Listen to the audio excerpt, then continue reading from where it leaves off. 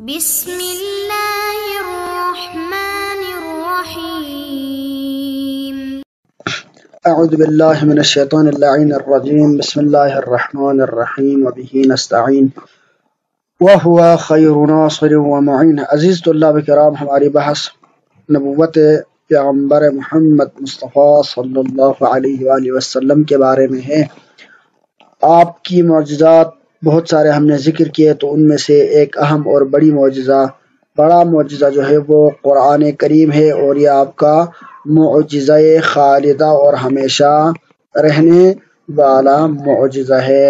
اس معجزے کے ضمن میں ہم نے چند ایک نکات پیش کیے کہ قرآن کا اعجاز کس پہلو کس لحاظ سے ہے، اس میں محتملات کیا ہے، اقوال کیا ہے، کون سا مکتب فکر کس نظریے کے قائل ہے۔ پھر ہم نے اس اور پیغمبر صلی اللہ علیہ وسلم کی نبوت کو اور شریعت کو ماننے کا لازم ہے کہ سابقہ شریعتیں نسخ ہو چکی ہیں، اس کے اوپر کچھ اشکالات وارد ہوئے، ان کو ہم نے جواب دیا۔ آج ہم ایک شبہ اور اس کا جواب دیں گے۔ وہ شبہ کیا ہے؟ وہ شبہ یہ کہ حضرت موسیٰ علیہ السلام سے انہوں نے ایک چیز نقل کی ہے، ایک بیان نقل کی ہے کہ جس کے ذریعے سے، یعنی حضرت موسیٰ کی طرف ایک نسبت دی ہے، اور اس کے ذریعے سے یہودی یہ ثابت کرنا چاہتے ہیں کہ شریعت موسیٰ تا قیامت تک رہنے والی شریعت ہے اور اس میں نسخ کا سلسلہ نہیں ہے۔ یہ ایک بیان انہوں نے دی ہے، لیکن یہ بیان درست نہیں ہے۔ ہم ان کے جو شبہ ہے اس شبہ کو بیان کریں گے، اور اس کے بعد اس کے جواب کو بھی ذکر کریں گے۔ قال خواجہ نصیر الدین طوسی رحمہ اللہ بیان فرماتے ہیں کہ وَخَبَرُهُمْ عَنْ مُوسَىٰ علیہ السلام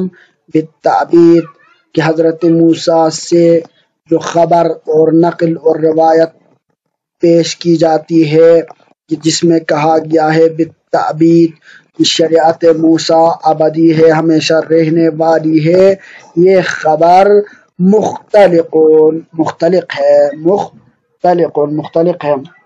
مختلق یعنی اختراع شدہ ہے، یعنی یہ بنائی گئی ہے، جعلی ہے، درست نہیں ہے۔ ومع تسلیمہ، یہ روایت سندن بھی ضعیف ہے اور اس کے مطالب ہم قبول نہیں کرتے، لیکن کہا جاتا ہے کہ اگر اس چیز کو تسلیم کر بھی لیا جائے کہ یہ روایت صحیح ہے اور خود حضرت موسیٰ علیہ السلام سے ہی نقل ہے کہ آپ نے فرمایا کہ میری شریعت ابدی ہے، پھر بھی لا يدل علی المراد، تب بھی ہماری مراد پر یہ دال نہیں ہے، اس کے وجہ سے آپ یہ ثابت نہیں کر سکتے کہ شریعت موسیٰ نسخ نہیں ہوئی ہے۔ یہ خواجہ نصیر الدین طوسی رحمۃ اللہ علیہ کی عبارت ہے۔ اقول، اس یہاں سے علامہ ہلی رحمۃ اللہ علیہ، جس کے آپ ان کے روش کو جان چکے ہیں، ان کی طرف سے تشریح ہے۔ علامہ ہلی رحمۃ اللہ علیہ فرماتے ہیں کہ ان جماعت الیہود جوزوا وقوع النسخ عقلا، یہودیوں نے نسخ کے وقوع کو جائز قرار دیا ہے عقلاً۔ وہ کہتے ہیں کہ عقلی طور پر ایک شریعت، مثلا آپ نے یہ جو بیان کیا کہ وقت کے تغیر کے ساتھ ساتھ مصالح بھی تبدیل ہوتی رہتی ہے، کیونکہ یہ مصالح اور مفاسد زمانے کے بدلنے کے ساتھ ساتھ متغیر ہوتی ہے، تو چونکہ نسخ تابع مصالح ہے، لہذا آپ کی بات ممکن ہے، عقلی طور پر اس میں کوئی محال نہیں ہے، لیکن ان کا یہ کہنا ہے وَمَنَعُوا مِن نَسْخِ شریعت موسیٰ علیہ السلام، لیکن وہ کہتے ہیں کہ شریعت موسیٰ نسخ نہیں ہوئے۔ اب ان کے پاس جب دلیل عقلی طور پر وہ اس چیز کو منع نہیں سمجھتے ہیں، اور دوسری طرف سے وہ اس چیز کو منع سمجھتے ہیں کچھ اور پہلو سے، لہذا کچھ تمسک کرنے کے لیے ان کے پاس کوئی متمسک ہونا چاہیے، کوئی دلیل نقلی ہونی چاہیے، تو لہذا انہوں نے ایک دلیل یعنی ڈوبتے کو تنکوں کا سہارا والی بات پر عمل کرتے ہوئے یہاں پر انہوں نے ایک روایت ضعیفہ سے استدلال کرنا چاہے۔ وَتَمَسَّكُوا بِمَا رُوِيَ عَنْ مُوسَىٰ علیہ السلام، اور انہوں نے تمسک کی ہے اس روایت سے جو حضرت موسیٰ علیہ السلام سے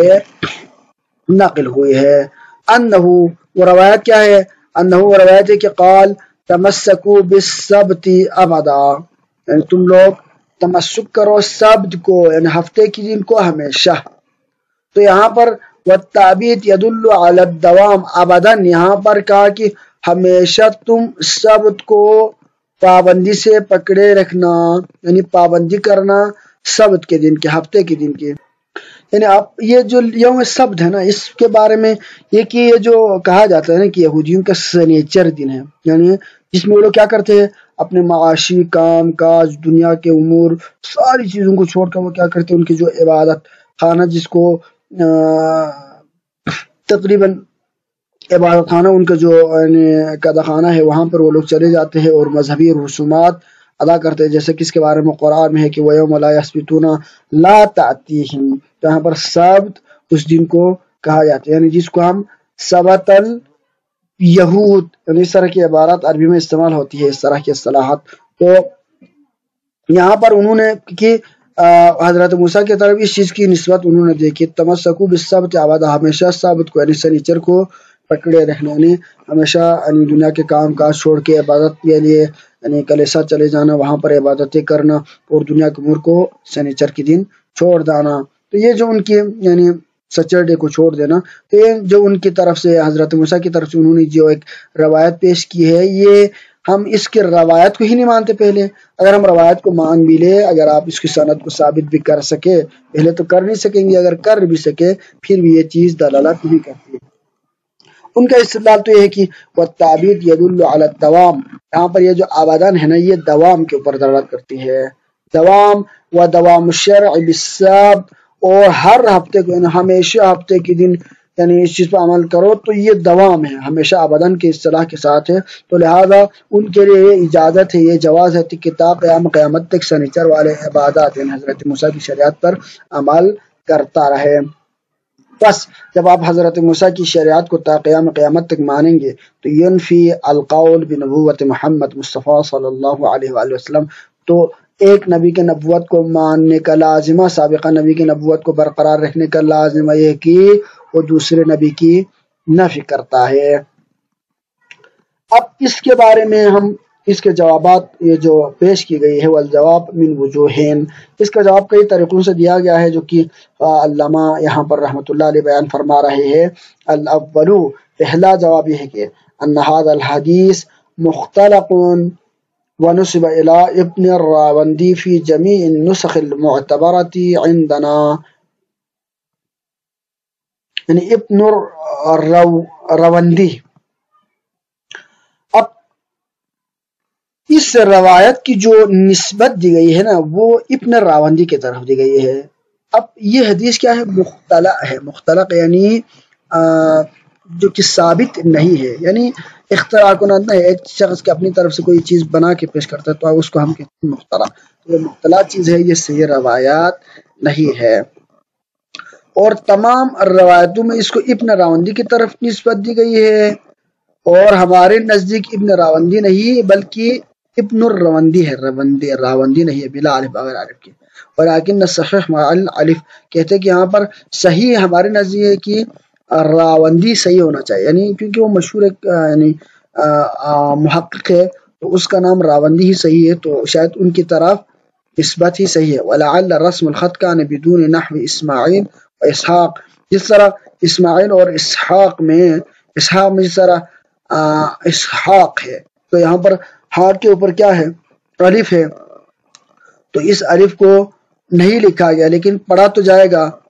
تو اسی طرح اسماعیل میں بھی کبھی کبھی ایسا ہوتا ہے الف کو نہیں لکھا جاتا ہے، تو اس کو بدون الف کے ہوتا ہے لیکن پڑھا اس کے ساتھ جاتا ہے، تو اسی طرح شاید راوندی میں بھی راوندی ہی مراد ہو، لیکن بعض نسخوں میں کیا ہے؟ ابن الراوندی ہے۔ بہرحال جو بھی ہو، ابن الراوندی کے بارے میں ہم تحقیق کریں گے کہ یہ بندہ کون تھا اور اس نے جو روایت نقل کی وہ کیسا ہے۔ اور ابن الراوندی ہوا احمد بن یحییٰ المروزی، معروف مذکور فی التراجم والفارس، یعنی یہ وہی احمد بن یحییٰ ہے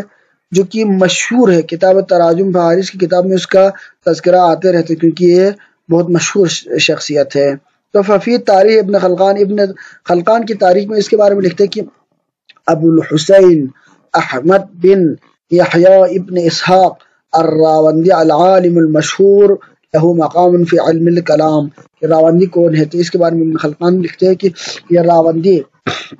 ایک مشہور عالم دین ہے جس کا علم کلام یعنی عقائد میں بہت تبحر تھا، ایک بہت کلامی مفکر اور عالم دین تھا۔ وکانا من الفضلاء فی عصره، اور اپنے زمانے کے فضلاء میں سے تھے۔ وله من الکتاب المصنفۃ نحو 114 کتابا، اور یہاں تک کہ اس کے 114 کتابوں تک وہ لکھ چکا ہے، یعنی بہترین اور مشہور رائٹر تھا۔ الى قوله، یہاں تک کہ بعد میں وہ کہتے ہیں کہ وَنِسْبَتُهُ الى الراوند بفتح الراء والواو وبینہما الف، را پھر وند، را پہ بھی یعنی فتح ہے اور پھر واو پہ بھی الف ہے۔ را اور واو کے درمیان یہاں پر کیا ہے؟ یہ جو الف ہے راوند کہا جاتا ہے نا،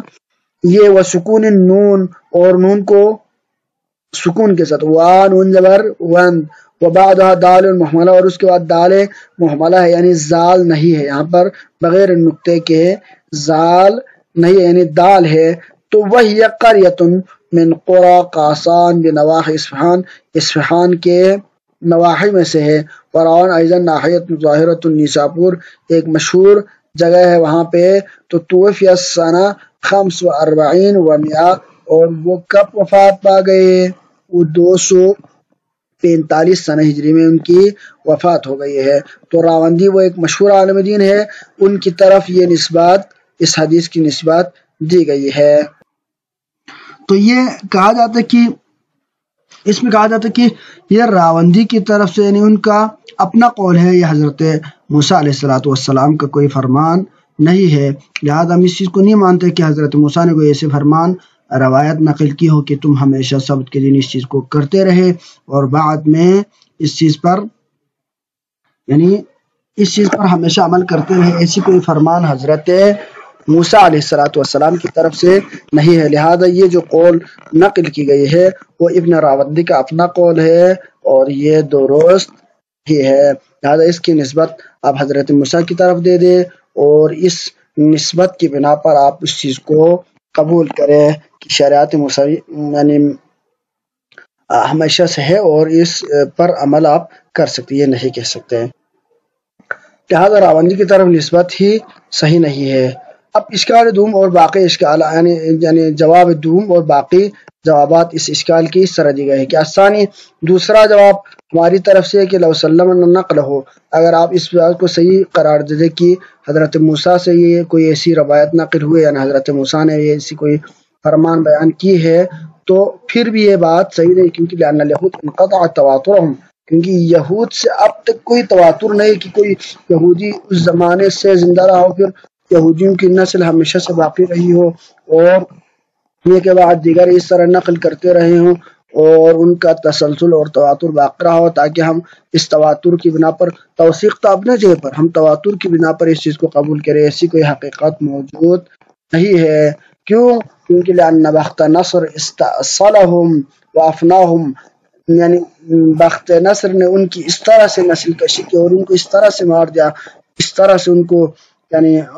یہودیوں کو ختم کیا کہ حتی لم یبق منہم من یوثق بنقلہ، کوئی ایسا بندہ بچا ہی نہیں ایمان حقیقی رکھنے والے یہودی کہ جس کے نقل پر ہم اعتماد کرتے ہوئے اس روایت کو صحیح مانے، لہذا یہ بات بھی درست نہیں ہے۔ اب یہ جو کہا گیا پس اس چیز کو ہم نہیں مانتے، جواب دوم میں جو ہم نقل کر رہے ہیں کہ یہ جو آپ لوگوں کی طرف سے اولاً ہم روایت کو صحیح نہیں مانتے، یعنی یہ جو نقل یعنی یہ اختراعی ہے، حضرت موسیٰ کا فرمان نہیں ہے، یہ نسبت غلط دیا گیا ہے، یعنی اس چیز کو ہم نہیں مانتے۔ ثانیاً اگر ہم اس چیز کو اختراعی نہ مانے کہ بخت نصر کا کوئی ایسا قول نہیں ہے بلکہ یہ قول خود حضرت موسیٰ نے ہی فرمائی ہے، تو آپ ممکن ہے انہوں نے فرمائی ہو، اس چیز کا امکان باقی رکھے بھی، پھر بھی اس چیز کو تواتر کے ساتھ آپ ثابت نہیں کر سکتے، کیونکہ یہودیوں میں نقل روایات، نقل احکام کا کوئی تسلسل جاری نہیں رہا ہے کہ جس کے ذریعے سے ہم ان کے کوئی حکم کو مؤثر قرار دے دیں، اور نہ تورات، کیونکہ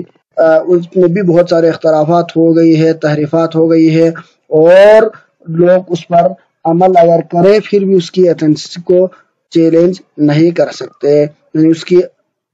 یہ چیلنج نہیں کر سکتا کہ یہ اس کے تمام احکامات وہی ہے اس وقت نقل ہوئے، بلکہ زمانے کے گزرنے کے ساتھ ساتھ اس میں بہت ساری تحریفات واقع ہوئی ہے، لہذا کوئی قول مسلم طور پر وہاں سے ناقل نہیں ہوئے ہیں۔ جب ایسا سلسلہ تواتر، سلسلہ سند ہی نہیں، تو آپ کیسے اس قول کے ذریعے سے جو کہ آج سے ہزاروں سال پہلے ہے کسی چیز کو ثابت کر سکتے ہیں؟ وصلی اللہ علیہ سیدنا محمد وآلہ الطیبین الطاہرین۔